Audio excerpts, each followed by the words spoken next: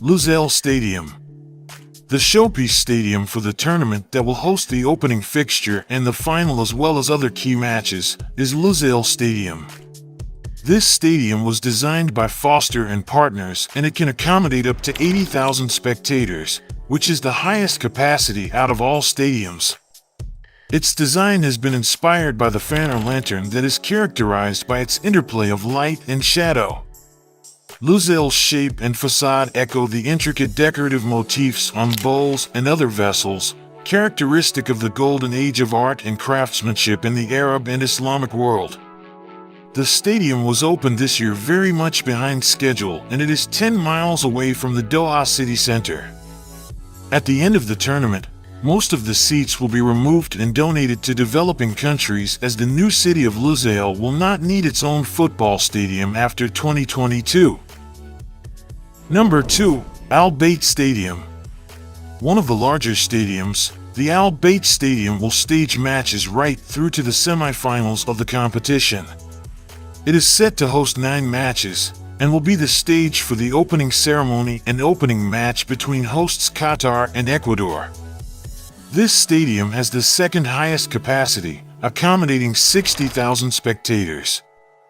The arena is designed to represent Arab hospitality, with the structure looking like a traditional Arab tent known as Bayt al-Shar.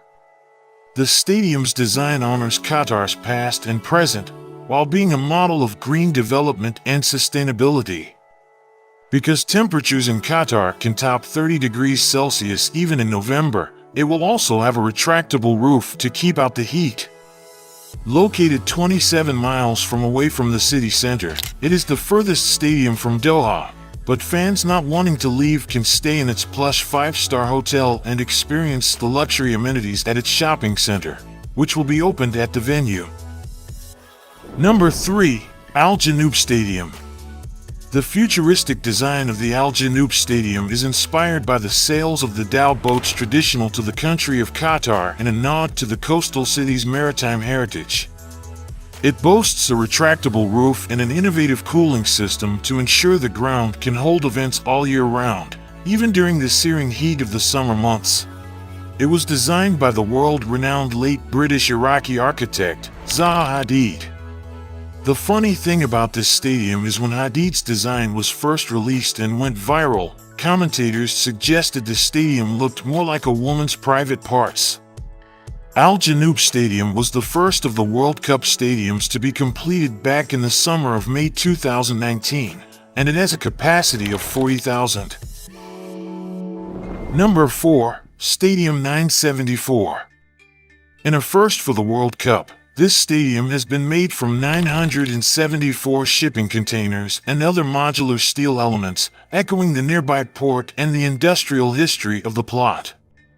Due to the upcycled materials used, the stadium can easily be dismantled after the tournament finishes. The stadium's clever modular design meant that fewer normal building materials were required than in traditional stadium development, which helped keep construction costs down. Stadium 974 is the only waterfront venue with a spectacular view of the Doha skyline. The result is a distinctive, boldly colorful, and thoroughly modern arena. The concept of the stadium was designed by Fenwick Irabaran architects. Number 5. Education City Stadium. This stadium is right inside the Qatar Foundation, just outside the center of Doha, which is well known around the world. Hosting 6 matches through to the quarterfinals, the Education City Stadium is set to become the home of the national women's team after the World Cup. The stadium takes the shape of a diamond and will be nicknamed the Diamond in the Desert, as it is designed to glisten by day and glow at night. The facade of the stadium features triangles that form complex diamond-like geometrical patterns which appear to change color with the sun's movement across the sky.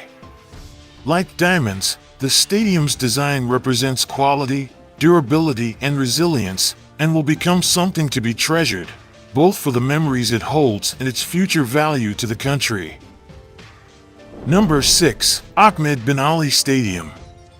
This stadium, which also underwent a name change after initially being called the Al Rayyan Stadium, will host 7 matches up until the quarter-final stage and is meant to be a reflection of Qatari culture. The facade features intricate patterns representing the country of Qatar, from its wildlife to its history of trade. The ground is in proximity to the desert, so the hospitality areas and merchandise stalls outside the ground will be shaped to resemble sand dunes. Located in Al Rayyan, the stadium was built on the site of the old ground with the majority of construction materials reused to erect the Ahmed bin Ali Stadium. Number 7. Al Thumama Stadium. This stadium is inspired by the Ghafiya, a traditional woven cap worn by men across the Middle East, and it's easy to see in pictures of the stadium. The Ghafiya forms a fundamental layer of the traditional clothing of the region. It is also a symbol of dignity and independence. This is the first World Cup venue to be designed by a Qatari architect, Ibrahim Al-Jaida. With a capacity of 40,000, the stadium will host a total of 8 matches during the World Cup. After the tournament, the stadium will halve its capacity, donating the seats to developing countries. The remaining 20,000-seat arena will be used for football and other sporting events. A sports clinic will open on site, as well as a boutique hotel, which will replace the stadium's upper stands. The precinct surrounding the stadium will become a community hub with facilities for multiple sports. There will also be a number of retail and commercial units created to ensure the area becomes a bustling hub of exercise and activity. Number 8. Khalifa International Stadium. This was one of the only stadiums to have been opened before the World Cup was awarded to Qatar, with it initially built in 1976. It also hosted the Emir Cup final in May last year in front of 40,000 spectators. It has been the country's national stadium since it opened and has been extensively renovated to host the World Cup this year. In 2005, the stadium was renovated and expanded to serve as the centerpiece of the 2006 Asian Games hosted by Qatar. It has also hosted the Gulf Cup, the AFC Asian Cup, and the IAAF World Athletics Championships in 2019.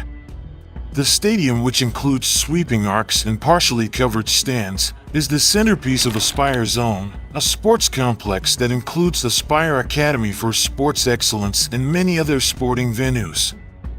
Attached to the stadium via a walkway is the 321 Qatar Olympic and Sports Museum, adding to the appreciation of how this venue cherishes its past.